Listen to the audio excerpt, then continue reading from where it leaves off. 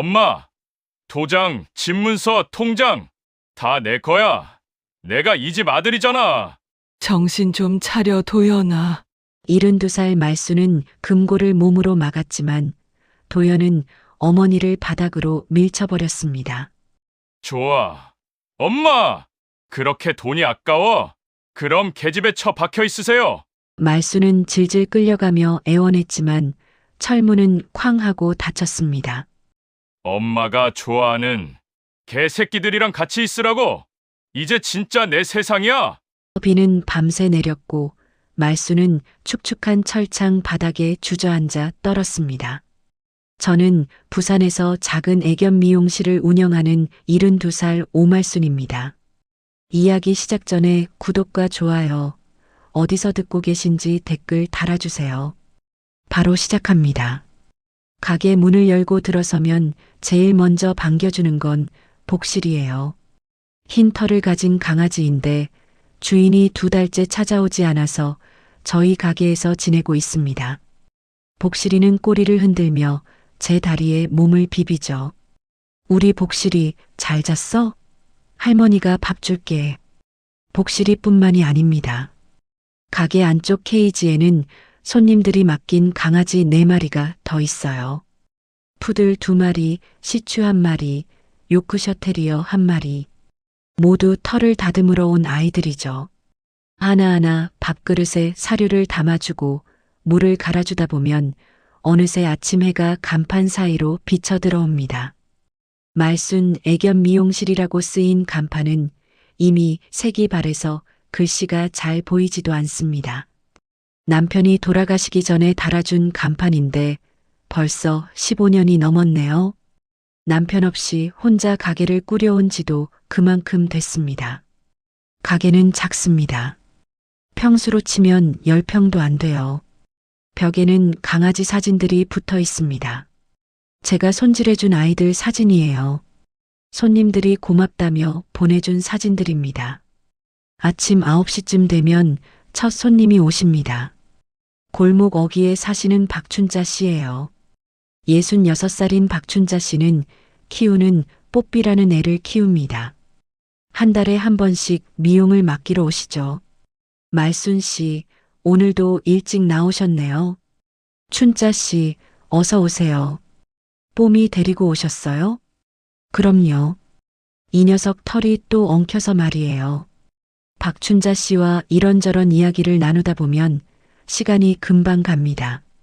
동네 소식도 듣고 요즘 물가 이야기도 하고 자식 이야기도 나누죠. 박춘자 씨는 아들이 서울에서 잘 산다고 자랑을 하십니다.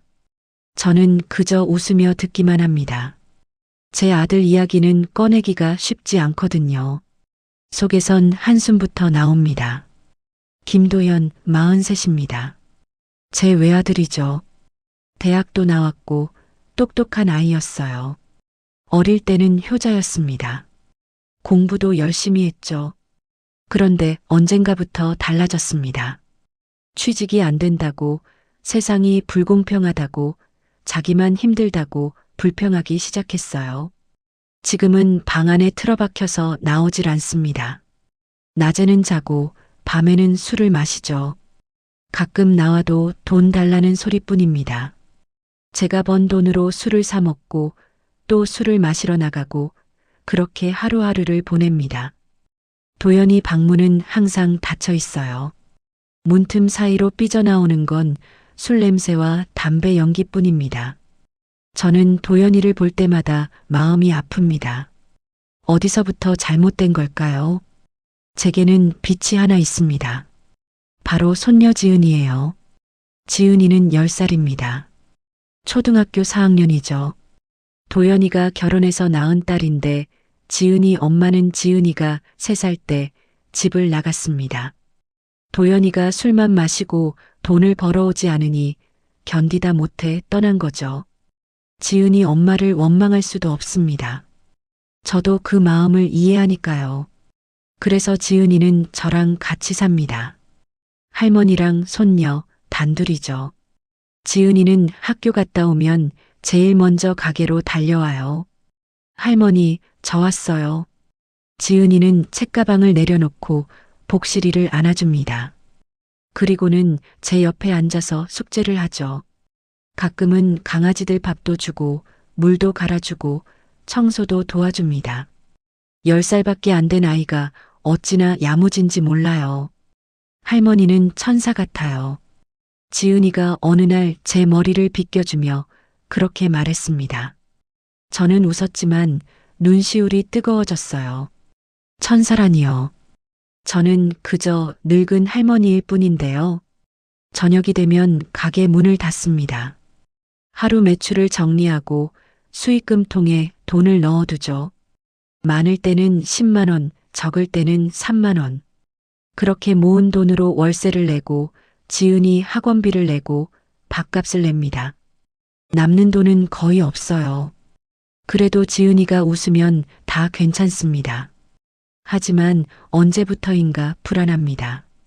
도연이가 점점 이상해지고 있거든요. 밤마다 방문을 열고 나와서 가게를 서성입니다. 수익금 통을 쳐다보고 금고를 만지작거리고 저를 보는 눈빛이 날카로워졌어요. 오늘도 복실이가 제 발치에서 잠들었습니다. 지은이는 방에서 책을 읽고 있고요. 저는 창밖을 바라보며 생각합니다. 언제까지 이렇게 살 수 있을까요? 그날 저녁도 여느 때처럼 문을 닫으려던 참이었습니다. 강아지들 저녁 밥을 다 챙겨주고 수익금 통에 오늘 번 돈을 정리하고 있었죠. 오늘은 손님이 3분 오셔서 8만 원을 벌었습니다. 월말이 다가오는데 월세 40만 원은 어떻게든 모아야 했어요. 지은이는 가게 한쪽 의자에 앉아서 수학 문제집을 풀고 있었습니다. 복실이는 지은이 발밑에서 스르륵 잠들어 있었고요. 지은아, 이제 집에 들어가자. 저녁 먹어야지. 할머니, 이 문제만 풀고요. 지은이가 혀를 살짝 내밀며 집중하는 모습에 저도 모르게 미소가 나왔습니다. 이런 평화로운 시간이 영원히 계속됐으면 좋겠다는 생각을 했죠. 그런데 바로 그때였습니다. 가게 문이 쾅 하고 열렸어요. 저는 깜짝 놀라 고개를 돌렸죠. 도연이었습니다. 아들 김도연이 술에 취한 채 비틀거리며 들어왔어요. 얼굴은 벌겋게 달아올랐고 눈은 충혈되어 있었습니다. 손에는 빈 소주병이 들려 있었죠. 옷은 구겨져 있었고 머리는 산발이었습니다. 엄마. 도연이가 술 냄새를 풍기며 제게 다가왔습니다. 지은이가 깜짝 놀라 연필을 떨어뜨렸어요. 복실이도 잠에서 깨어 낑낑거리며 뒷걸음질 쳤습니다. 도연아, 왜 이렇게 취했니? 들어가서 쉬어라. 쉬긴 무슨. 엄마, 오늘 손님 있었어? 도연이가 제 앞에 섰습니다. 술 냄새가 코를 찔렀어요. 저는 본능적으로 수익금 통을 몸으로 가렸습니다. 손님이야 있었지. 그런데 왜 그러니? 돈 좀 줘봐. 당장. 도연이의 목소리가 낮게 갈라졌습니다. 평소와는 다른 목소리였어요. 뭔가 절박하고 동시에 위협적인 느낌이 들었습니다. 도연아, 이번 달 월세 아직 못 냈어. 그리고 지은이 학원비도 내야 하고. 월세는 나중 문제야. 지금 당장 돈이 필요하다고. 도연이가 소리를 질렀습니다. 그 소리에 케이지 안에 있던 강아지들이 놀라서 일제히 짖기 시작했어요. 도연아, 목소리 좀 낮춰. 강아지들 놀라잖니. 개새끼? 개새끼들이 뭐가 중요해. 도연이가 제 팔을 밀쳤습니다. 저는 휘청거리며 뒤로 물러났어요. 그리고 도연이는 제 뒤에 있던 수익금 통을 낚아챘습니다. 이게 오늘 번 돈이지? 전부 다 내 거야. 내가 엄마 아들이잖아. 도연아, 그거 안 돼. 그건 뭐가 안 돼? 내가 이 집 장남이잖아. 도연이가 수익금 통을 열어 돈을 꺼내기 시작했습니다. 10,000원짜리 지폐들이 도연이 손에 구겨졌어요. 저는 그 돈을 빼앗으려 손을 뻗었지만 도연이가 제 손을 뿌리쳤습니다. 엄마, 비켜. 그때 복실이가 도연이 발치로 다가가 짖었어요. 으르렁거리며 이빨을 드러냈습니다. 복실이는 작은 강아지지만 저를 지키려는 마음이었나 봅니다. 도연이가 복실이를 내려다봤습니다. 그리고 얼굴이 일그러지더니 입에서 욕설이 튀어나왔어요. 이 시끄러운 놈들, 이 개새끼들 때문에 돈이 안 들어오는 거야. 도연이가 발을 들어 올렸습니다. 복실이를 향해서요. 저는 심장이 멎는 줄 알았습니다. 도연아, 안 돼. 저는 재빨리 몸을 날려 복실이를 안아 올렸습니다. 도연이 발이 제 어깨를 스쳤어요. 저는 바닥에 한쪽 무릎을 찧었습니다. 아팠지만 복실이는 무사했습니다. 엄마 미쳤어? 걔 때문에 나한테 대드는 거야? 도연아, 제발 이러지 마.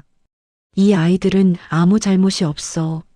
저는 복실이를 품에 꼭 안고 도연이를 올려다봤습니다. 도연이의 눈에는 분노가 가득했어요. 저를 보는 눈빛이 아들이 아니라 낯선 사람 같았습니다. 잘못이 없어? 이 개새끼들이 지저대니까 손님이 안 오는 거잖아.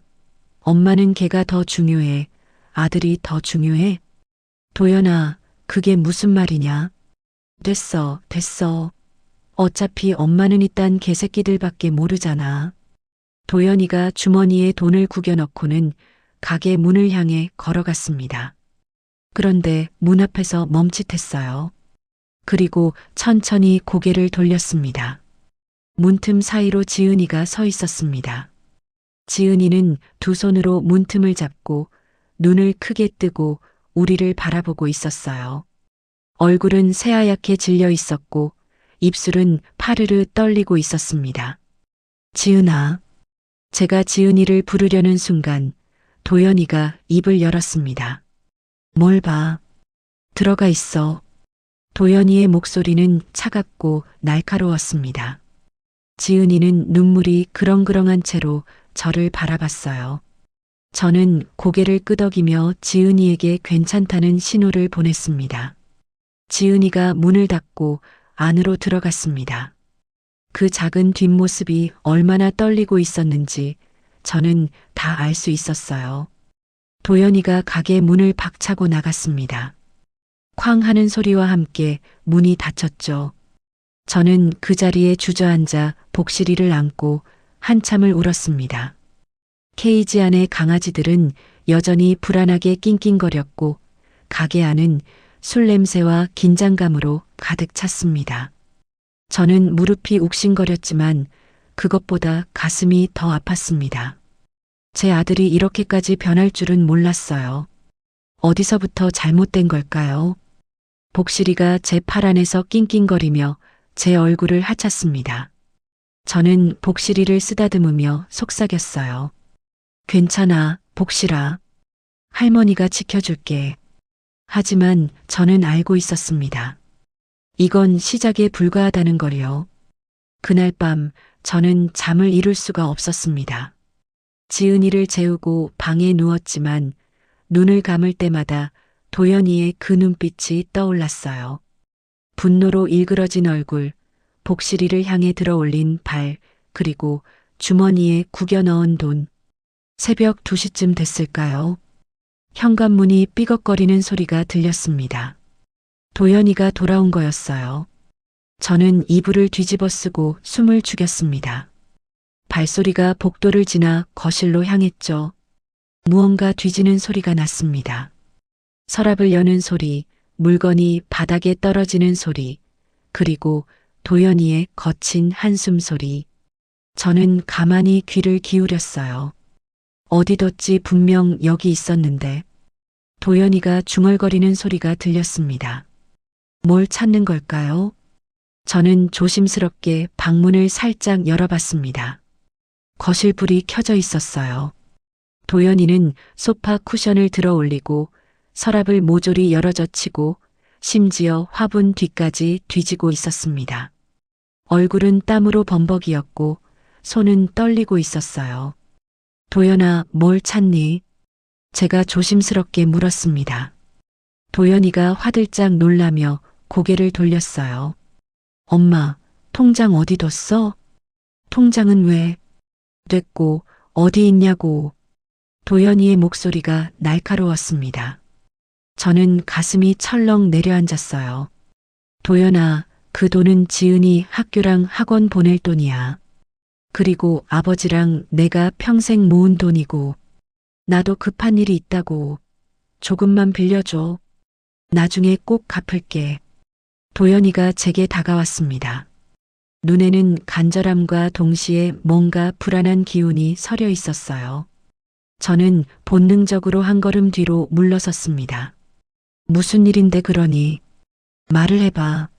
엄마는 몰라도 돼. 그냥 통장만 내놔. 안 돼, 도연아. 그건 정말 안 돼. 제가 단호하게 말하자 도연이의 얼굴이 일그러졌습니다. 주먹을 불끈 쥐더니 벽을 쾅 하고 쳤어요. 액자가 흔들렸습니다. 됐어. 내가 알아서 할게. 도연이가 방으로 들어가며 문을 쾅 닫았습니다. 다음 날 저녁도 같은 일이 반복됐습니다. 도연이가 또다시 비틀거리며 집에 들어왔어요. 이번에는 손에 핸드폰을 들고 있었습니다. 화면에는 뭔가 번쩍이는 게 보였어요. 게임 화면 같았습니다. 젠장, 조금만 더면 되는데. 도연이가 핸드폰을 노려보며 중얼거렸습니다. 그리고는 현관에 주저앉아 머리를 쥐어뜯었어요. 주머니에서 구겨진 복권 몇 장이 떨어졌습니다. 도연아, 또 복권 산 거니? 복권이 뭐가 나빠? 이것도 투자야. 도연이가 소리쳤습니다. 저는 떨어진 복권을 주워봤어요. 다 꽝이었습니다. 얼마나 많은 돈을 날렸을까요? 도연아, 그만 좀 하자. 너 이러다 큰일 나. 큰일은 무슨? 엄마는 내가 얼마나 힘든지 알아? 취직도 안 되고 사람들은 다 나만 무시하고 나도 한번 크게 따보고 싶다고. 도연이가 벌떡 일어서더니 가게 쪽으로 걸어갔습니다. 저는 황급히 따라갔어요. 도연이는 가게 금고 앞에 서 있었습니다. 도연아, 거기는 안 돼. 왜 안 돼? 이 돈 다 내 거잖아. 내가 아들이잖아. 도연이가 금고를 열려고 했지만 비밀번호가 걸려 있었어요. 도연이는 이것저것 번호를 눌러봤지만 금고는 열리지 않았습니다. 비밀번호 뭐야? 그건 말 못해. 엄마. 도연이가 제 팔을 움켜잡았습니다. 힘이 세서 저는 아프다는 신음을 냈어요. 그때 또다시 문틈 사이로 지은이가 보였습니다. 지은이는 방문을 살짝 열고 눈만 내밀어 우리를 지켜보고 있었어요. 작은 얼굴에는 공포가 가득했습니다. 저는 지은이와 눈이 마주쳤어요. 지은아, 괜찮아. 방으로 들어가. 지은이가 천천히 문을 닫았습니다. 하지만 저는 알 수 있었어요. 지은이가 얼마나 무서워하고 있는지. 도연이는 결국 금고를 열지 못했습니다. 하지만 서랍을 뒤져서 제 오래된 지갑을 찾아냈어요. 그 안에 비상금으로 넣어둔 30만 원이 있었죠. 이것밖에 없어? 도연아, 그것도 다음 달 생활비야. 됐어. 이거라도 가져갈게.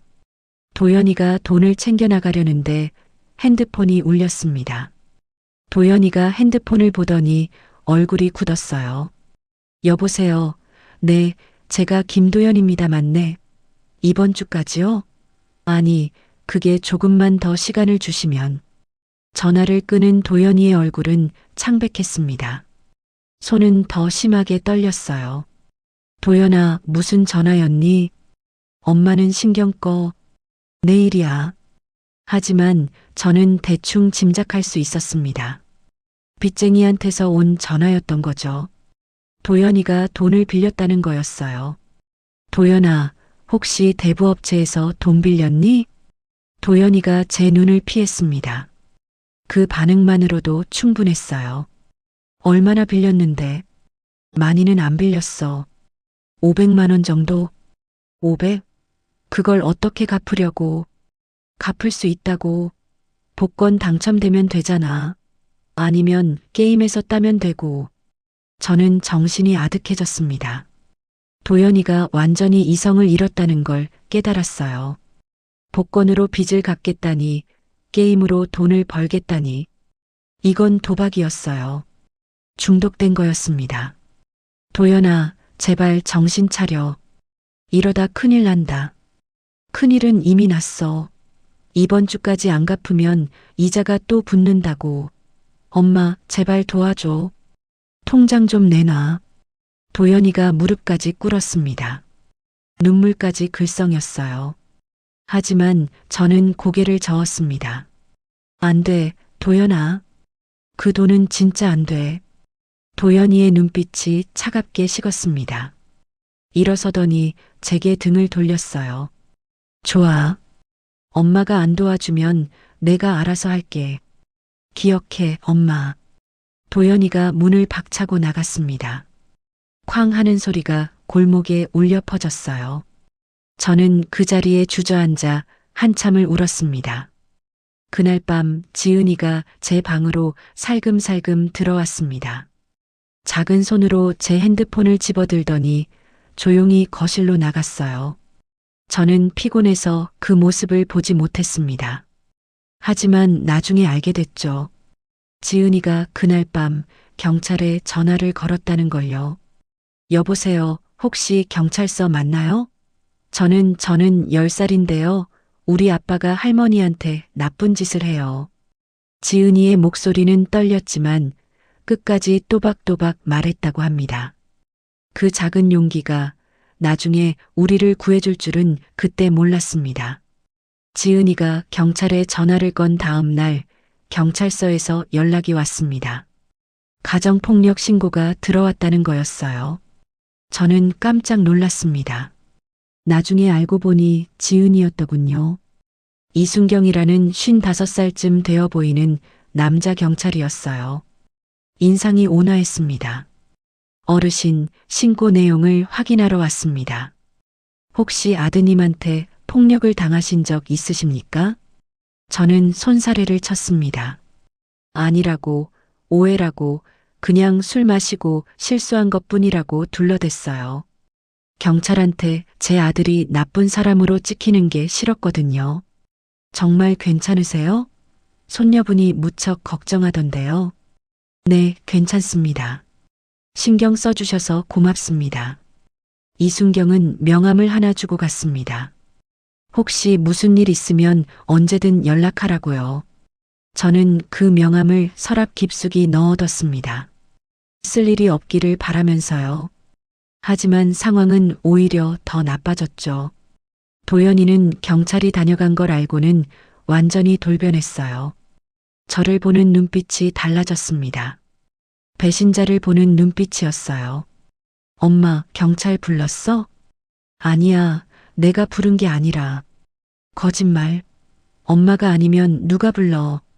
도연이는 제 말을 끊고 방으로 들어가 버렸습니다. 그날부터 도연이는 저를 아예 쳐다보지도 않았어요. 밥상을 차려줘도 먹지 않았고 말을 걸어도 대꾸하지 않았습니다. 며칠이 그렇게 흘러갔습니다. 그리고 그날 밤이 왔습니다. 비가 억수같이 쏟아지던 밤이었습니다. 저는 가게 뒷마당에서 강아지들 저녁 밥을 챙기고 있었습니다. 빗물이 처마를 타고 주르륵 흘러내렸죠. 복실이와 손님들이 맡긴 강아지 4마리 모두에게 사료를 담아줬습니다. 비 오는 날이면 강아지들도 불안해하거든요. 낑낑거리고 칭얼대는 아이들을 달래주느라 시간이 꽤 걸렸어요. 그때 가게 문이 쾅 하고 열렸습니다. 도연이었어요. 술병을 한 손에 들고 비에 젖은 채로 서 있었습니다.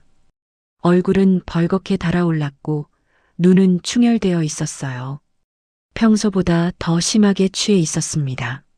엄마. 도연이의 목소리가 낮고 위협적으로 깔렸습니다. 저는 본능적으로 뒤로 한 걸음 물러섰어요. 도연아, 왜 그러니? 비 맞았네. 들어가서 옷 갈아입어. 엄마, 어디다 숨겼어? 뭘 말이냐? 도장, 집문서, 통장, 다 내 거야. 좋은 말로 할 때 내놓으세요. 도연이가 제게 성큼성큼 다가왔습니다.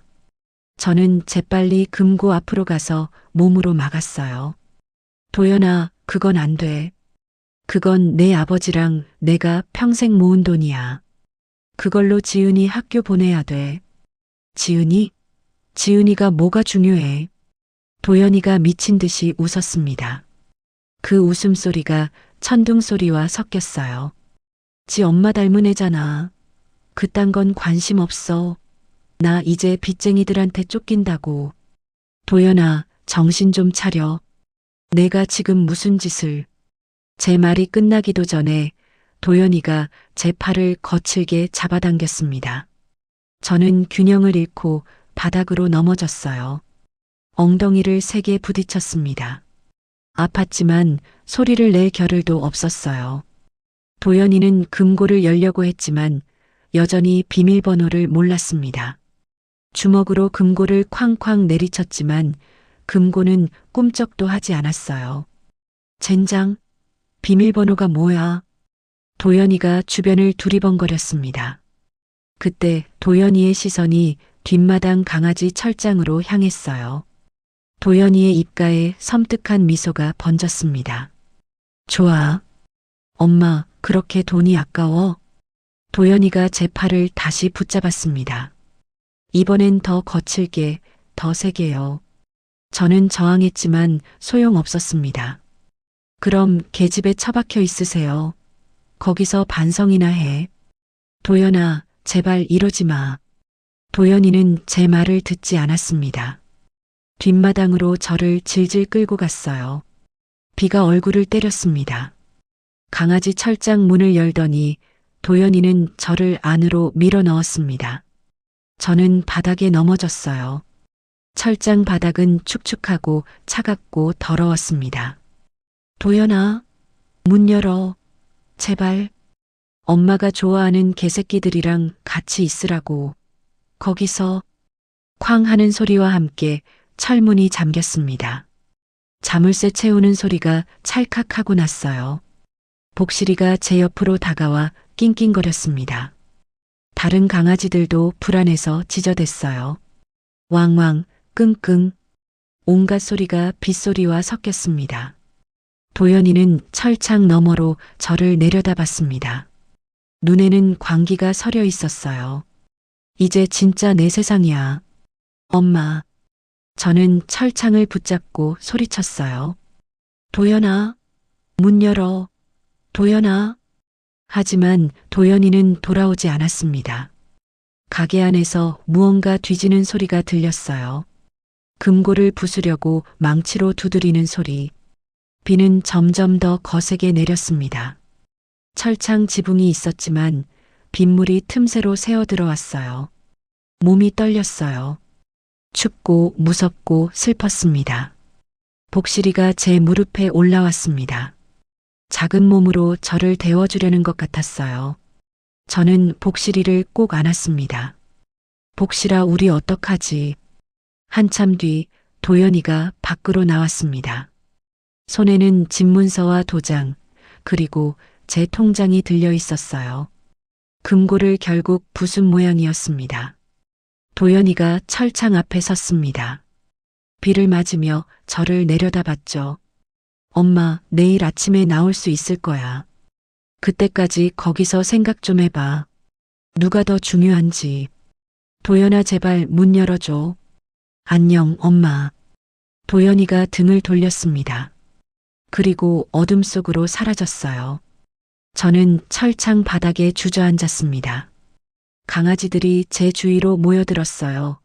모두 불안해하며 낑낑거렸습니다. 비는 밤새 내렸습니다. 천둥은 계속 쳤고 번개는 계속 번쩍였어요. 저는 철창 안에서 무릎을 끌어안고 앉아 있었습니다. 손가락 끝으로 철창을 두드리며 속삭였어요. 도연아, 널 그렇게 키운 내가 죄인이다. 눈물이 흘러내렸습니다. 밤새 비를 맞았습니다. 의식이 흐릿해졌습니다. 너무 추웠습니다. 몸이 떨리고 이가 덜덜 부딪혔죠. 복실이와 다른 강아지들이 제 주위를 둘러싸고 있었습니다. 작은 몸으로 저를 데워주려는 듯 꼭 붙어 있었어요. 하지만 그것만으로는 부족했습니다. 어느 순간부터 눈을 뜨는 것도 힘들어졌어요. 머리가 아팠고 어지러웠습니다. 도연아, 미안하다. 저는 중얼거렸습니다. 목소리도 제대로 나오지 않았어요. 아침이 왔는지 아직 밤인지도 몰랐습니다. 눈꺼풀이 무거웠어요. 그냥 이대로 잠들면 편할 것 같았습니다. 눈을 감았습니다. 그때였어요. 왕왕, 왕왕왕. 복실이가 미친 듯이 짖기 시작했습니다. 다른 강아지들도 함께 짖었어요. 왕왕, 낑낑, 끙끙. 온갖 소리가 골목을 메웠습니다. 복실아, 조용히 해, 할머니 머리 아파. 하지만 복실이는 멈추지 않았어요. 더 크게, 더 절박하게 짖었습니다. 철창 밖을 향해서요. 어머, 이게 무슨 소리야? 누군가의 목소리가 들렸습니다. 여자 목소리였어요. 익숙한 목소리였죠. 박춘자 씨였습니다. 복실이? 왜 이렇게 짖어? 말순 씨 계세요? 박춘자 씨가 가게 문을 두드리는 소리가 났습니다. 하지만 문은 잠겨 있었어요. 도연이가 나가면서 잠근 모양이었습니다. 말순 씨, 괜찮으세요? 저는 입술만 달싹거릴 뿐이었어요. 소리가 나오지 않았습니다. 복실이가 더 크게 짖었습니다. 박춘자 씨가 뒷마당 쪽으로 돌아오는 발소리가 들렸어요. 세상에, 말순 씨. 춘자 씨가 비명을 질렀습니다. 철창 앞으로 달려왔어요. 말순 씨, 왜 여기 계세요? 일어나세요. 춘자 씨가 철창 자물쇠를 흔들었지만 열리지 않았습니다. 열쇠가 없었거든요. 잠깐만 기다리세요. 제가 지금 경찰 불러드릴게요. 춘자 씨가 핸드폰을 꺼내 전화를 걸었습니다. 목소리가 떨렸어요. 여보세요, 경찰서죠? 큰일 났어요. 사람이 개 철창에 갇혀 있어요. 의식도 없는 것 같고, 네, 부산 동구 빨리 좀 와주세요. 저는 춘자 씨의 목소리를 들으며 안도했습니다. 이제 괜찮을 거예요. 구조될 거예요. 눈을 감았습니다. 얼마나 지났을까요? 사이렌 소리가 들렸습니다. 어르신, 여기 계세요? 남자 목소리였습니다. 이순경이었어요. 며칠 전에 집에 찾아왔던 그 경찰관이었죠. 자물쇠 끊어야겠습니다. 공구 가져오세요. 얼마 후 철컹하는 소리와 함께 자물쇠가 끊어졌습니다. 철창 문이 열렸어요. 어르신, 정신 차리세요. 이순경이 저를 철창 밖으로 안아 올렸습니다. 구급대원들이 달려왔어요. 들것이 펼쳐 탈수 증상이 심합니다. 체온도 많이 떨어졌고요. 빨리 병원으로 이송해야 합니다. 구급대원의 목소리가 들렸어요. 저는 눈을 뜨려고 했지만 눈꺼풀이 너무 무거웠습니다. 복실이는 강아지들은 제가 돌볼게요. 말순 씨. 걱정 마세요. 춘자 씨의 목소리가 들렸습니다. 구급차 안에 실렸어요. 어르신, 곧 병원 도착합니다. 조금만 버티세요. 저는 흐릿한 의식 속에서 생각했습니다. 도연이는 지금 어디 있을까요? 집문서를 들고 어디로 간 걸까요? 그 시각 도연이는 대부업체 사무실에 앉아 있었습니다. 이 집문서 담보로 돈 좀 더 빌려주세요. 상대방은 집문서를 찬찬히 살펴봤어요. 안경 너머로 도연이를 쳐다봤죠. 이거 명의가 어머니 앞으로 되어 있는데요. 본인 동의서 있습니까? 그건 제가 아들이니까 괜찮잖아요. 안 됩니다. 명의자 본인이 와야 합니다. 제발이요. 저 정말 급해요. 이번 주까지 돈 안 갚으면 저 죽습니다. 상대방이 한숨을 쉬었습니다. 죄송합니다만 규정상 안 됩니다. 가세요. 도연이는 책상을 쾅 쳤습니다. 눈에는 절망이 가득했어요. 제발요. 제발. 하지만 상대방은 고개를 저었습니다. 경비원이 다가왔어요. 도연이는 결국 쫓겨났습니다. 길거리에 선 도연이는 주머니를 뒤졌습니다. 남은 돈은 10,000원 한 장뿐이었어요. 핸드폰이 울렸습니다. 또 다른 빚쟁이였죠. 김도연 씨, 돈 준비했습니까? 오늘까지라고 했죠? 조금만 더 시간을. 그딴 소리 지겹습니다. 오늘 밤까지 안 갚으면 집으로 찾아갑니다. 전화가 끊어졌어요. 도연이는 길바닥에 주저앉았습니다. 어떡하지 어떡해. 그 눈빛에는 이미 광기밖에 남지 않았습니다. 눈을 떴을 때 천장이 하얗게 보였습니다. 여기가 어디죠? 철창이 아니었습니다. 따뜻했어요. 침대도 부드러웠고요. 병원이었습니다. 할머니, 작은 목소리가 들렸어요. 고개를 돌려보니 지은이가 제 침대 옆에 앉아 있었습니다. 눈이 빨갛게 부어 있었어요. 많이 울었나 봅니다. 지은아, 제 목소리는 갈라져 나왔습니다. 목이 아팠어요. 지은이가 물컵을 들어 제 입에 대주었습니다. 할머니, 괜찮아요? 아픈 데 없어요? 응, 괜찮아. 지은이는 어떻게 여기 온 거니? 춘자 할머니가 학교로 연락해줬어요. 선생님이 저 데리고 와주셨어요. 지은이가 제 손을 꼭 잡았습니다. 작고 따뜻한 손이었어요. 그 손이 떨리고 있었습니다. 할머니, 무서웠어요. 할머니 죽는 줄 알았어요. 미안해, 지은아. 할머니가 걱정 끼쳤구나. 지은이가 눈물을 뚝뚝 흘렸습니다. 저도 눈물이 났어요. 지은이 손을 꼭 잡아주었습니다. 지은아, 복실이는? 박춘자 할머니가 돌봐주고 계세요. 다른 강아지들도 다 괜찮대요. 다행이었습니다. 강아지들이 무사하다니요. 그 아이들이 저를 살린 거예요. 복실이가 짖지 않았다면 박춘자 씨가 저를 발견하지 못했을 겁니다. 병실 문이 열리며 이순경이 들어왔습니다. 손에는 노트와 펜을 들고 있었어요. 어르신, 의식 돌아오셨군요. 다행입니다. 경찰관님, 고맙습니다. 괜찮으십니까? 몸 상태가 괜찮으시면 몇 가지 여쭤봐도 될까요? 저는 고개를 끄덕였습니다. 이순경이 의자를 당겨 앉았어요. 어르신을 철창에 가둔 사람이 아드님 김도연 씨 맞습니까? 저는 잠시 망설였습니다. 대답하면 도연이가 체포될 거예요. 제 아들이 경찰에 잡혀가는 거죠. 하지만 거짓말을 할 수도 없었습니다. 네, 맞습니다.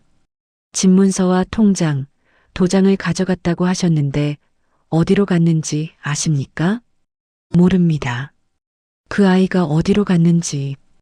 이순경이 고개를 끄덕이며 노트에 뭔가 적었습니다. 그리고는 조심스럽게 물었어요. 어르신, 혹시 아드님을 처벌하지 말아달라고 하실 건가요? 저는 한참을 생각했습니다. 예전 같았으면 바로 그렇다고 했을 거예요. 제발 우리 아들 봐주세요. 한 번만 용서해 주세요. 라고요. 하지만 이번에는 달랐습니다. 철창 안에서 밤을 새우며 많은 생각을 했거든요. 도연이를 계속 감싸는 게 진짜 사랑일까요? 아니면 도연이를 망치는 일일까요? 경찰관님, 네, 말씀하세요. 그 아이를 벌해주세요. 이순경이 눈을 크게 떴습니다. 놀란 표정이었어요. 지은이도 저를 쳐다봤습니다. 어르신, 정말 그렇게 하시겠습니까? 네. 이제라도 그 아이가 사람답게 살려면 죗값을 치러야 합니다. 제가 그 아이를 너무 감싸왔어요. 그게 오히려 그 아이를 망친 겁니다. 가슴이 찢어지는 것 같았지만 이게 맞다는 걸 알았어요. 그놈이 정말로 반성하고 사람이 되려면 이번만큼은 제대로 배워야 합니다. 이순경이 진지하게 고개를 끄덕였습니다. 알겠습니다. 김도현 씨를 수배하도록 하겠습니다. 불법 도박, 절도, 감금, 폭행 혐의로요. 고맙습니다. 이순경이 일어서며 말했습니다. 어르신, 용기 내주셔서 감사합니다. 쉽지 않으셨을 텐데요. 이순경이 나간 뒤 지은이가 조용히 물었습니다. 할머니, 아빠 감옥 가는 거예요? 응, 그렇게 될 것 같구나. 할머니는 안 슬퍼요? 저는 지은이의 머리를 쓰다듬었습니다. 슬프지. 엄청 슬퍼. 하지만 아빠가 정말로 변하려면 이게 필요해. 할머니가 계속 감싸주기만 하면 아빠는 평생 그렇게 살 거야. 아빠가 나중에 착한 사람 될 수 있을까요? 모르겠어, 지은아. 하지만 기회는 줘야겠지. 진짜로 반성할 기회 말이야. 이틀 뒤 이순경에게서 연락이 왔습니다. 도연이를 잡았다는 거였어요. 도연이는 PC방에 숨어 있었답니다. 마지막 남은 돈으로 게임을 하고 있었대요.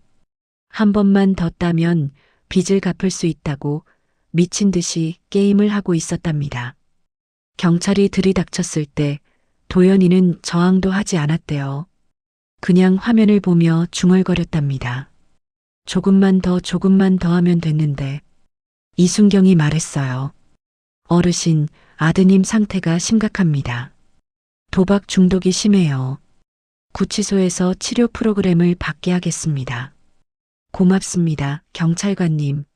저는 창밖을 바라보며 속삭였습니다. 도연아, 이제라도 정신 차려라. 내가 사람답게 살 수 있기를 엄마는 기도할게. 병원 밖에서 춘자 씨가 복실이를 데리고 왔습니다. 우리 복실이, 할머니 살려줘서 고마워. 복실이가 제 얼굴을 핥았습니다. 지은이가 복실이를 안아주며 웃었어요. 병원에서 일주일을 보내고 퇴원했습니다. 하지만 마음은 여전히 무거웠어요. 도연이가 구치소에 있다는 사실이 현실처럼 느껴지지 않았습니다. 집으로 돌아오니 가게가 텅 비어 있었습니다. 춘자 씨가 청소를 해놨더군요. 금고는 부서진 채로 있었고 서랍들은 엉망이었어요. 도연이가 뒤진 흔적이었습니다. 지은이가 제 손을 잡았습니다. 할머니, 괜찮아요? 응, 괜찮아. 우리 다시 시작하면 되지. 복실이가 꼬리를 흔들며 제 발치를 맴돌았어요. 손님들이 맡긴 강아지들도 모두 주인에게 돌려보냈습니다. 그동안 춘자 씨가 잘 돌봐줬더군요. 어느 날 이순경에게서 전화가 왔어요. 어르신, 아드님이 면회를 요청했습니다. 오실 수 있으십니까? 가슴이 철렁 내려앉았습니다. 도연이를 만나러 가야 한다니요. 무슨 말을 해야 할까요? 언제 가면 되나요? 이번 주 토요일 오후 2시는 어떠십니까? 알겠습니다. 지은이가 다가와 물었어요. 할머니, 아빠 만나러 가는 거예요? 응, 그래야 할 것 같아. 저도 같이 갈래요. 지은아, 너는 집에 있어. 할머니 혼자 다녀올게. 지은이는 아쉬운 표정을 지었지만 고개를 끄덕였습니다. 토요일이 왔습니다. 비가 내렸어요. 그날 밤처럼 억수같이는 아니었지만 가랑비가 촉촉이 내렸습니다. 면회실 앞에 섰습니다. 다리가 떨렸어요. 면회실은 좁았습니다. 잠시 후 문이 열리며 도연이가 들어왔습니다. 회색 옷이었습니다. 머리는 짧게 깎여 있었고 얼굴은 수척해져 있었습니다. 눈 밑에는 다크서클이 짙었어요. 도연이가 제 맞은편에 앉았습니다. 유리창 너머로 우리는 마주봤어요. 한참 동안 아무 말도 하지 못했습니다. 저는 도연이를 바라만 봤어요. 도연아? 제가 먼저 입을 열었습니다. 목소리가 떨렸어요. 밥은 잘 먹고 있냐? 도연이가 천천히 고개를 들었습니다. 눈은 충혈되어 있었어요. 많이 울었나 봅니다. 엄마 미안해요. 도연이의 목소리가 갈라졌습니다. 엄마, 전 그날 미쳤었어요. 진짜로. 나도 왜 그랬는지 모르겠어요. 네가 날 계집에 가둔 게 그저 술김이었겠니? 저는 담담하게 말했습니다. 도연이는 고개를 떨궜어요.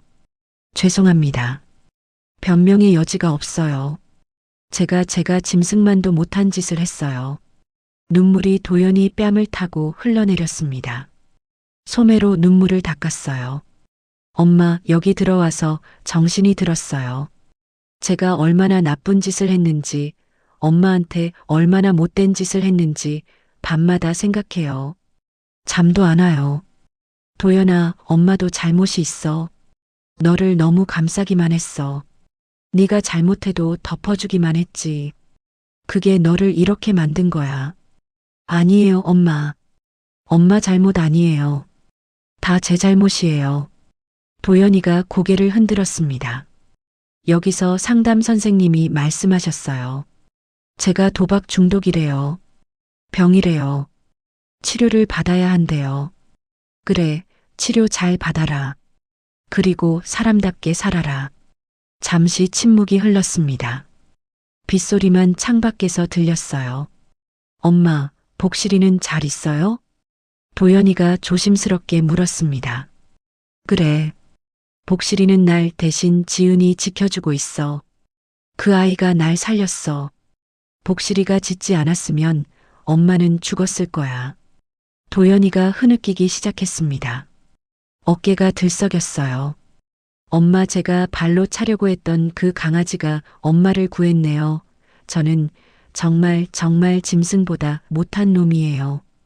도연아, 이제라도 늦지 않았어. 너는 아직 젊어. 43이야. 여기서 제대로 반성하고 치료받고 다시 시작할 수 있어. 엄마, 저 정말 다시는 그렇게 안 살게요. 약속할게요. 그 말, 이번엔 믿고 싶구나. 저는 미소 지었습니다. 눈물이 났지만 웃었어요. 면회 종료벨이 울렸습니다. B- 하는 소리가 면회실에 울려 퍼졌어요.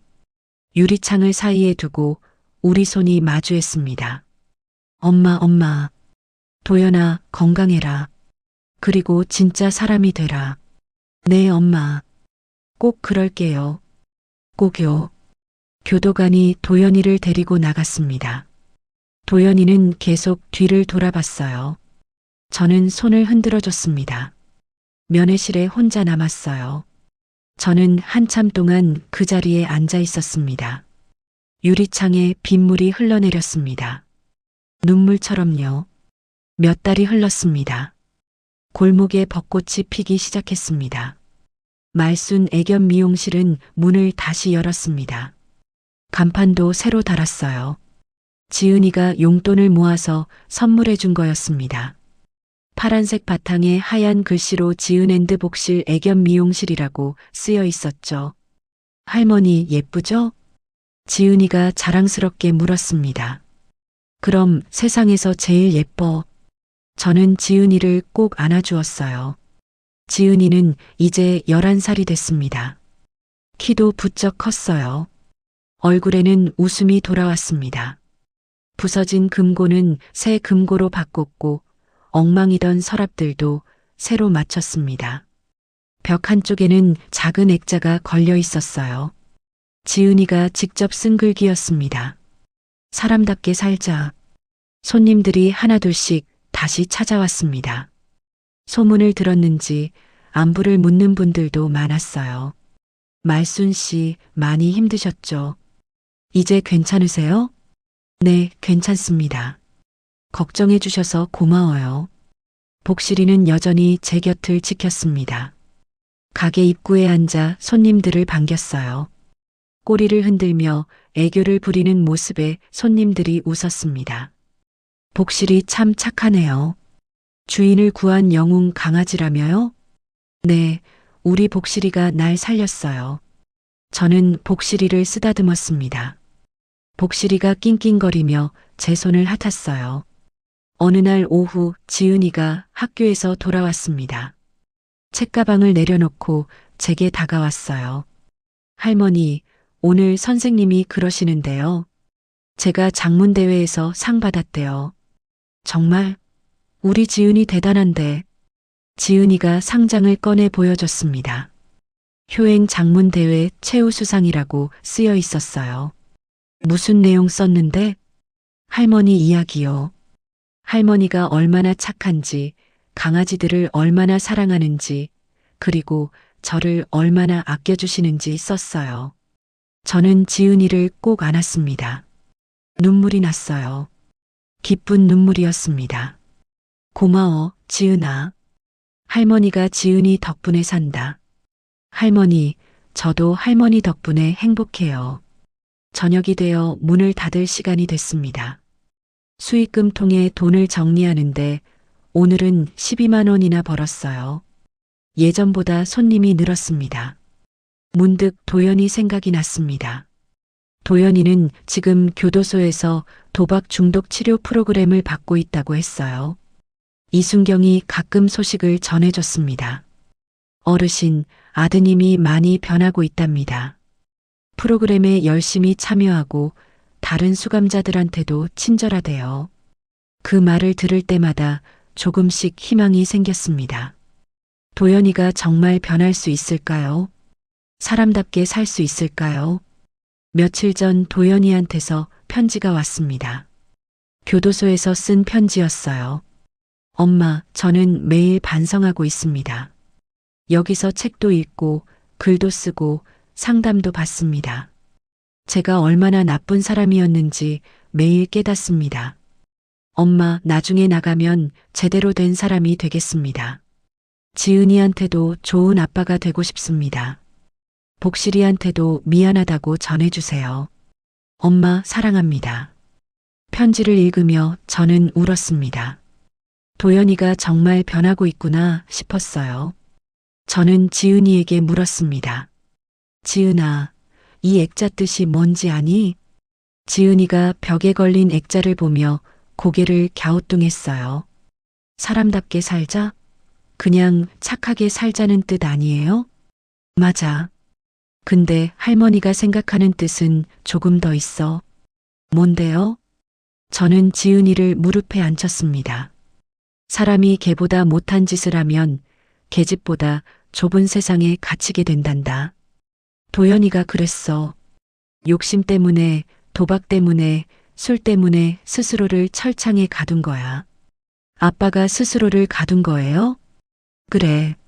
할머니를 철창에 가둔 건 도연이지만 진짜로 철창에 갇힌 건 도연이 자신이었어. 이해하니? 지은이가 천천히 고개를 끄덕였습니다.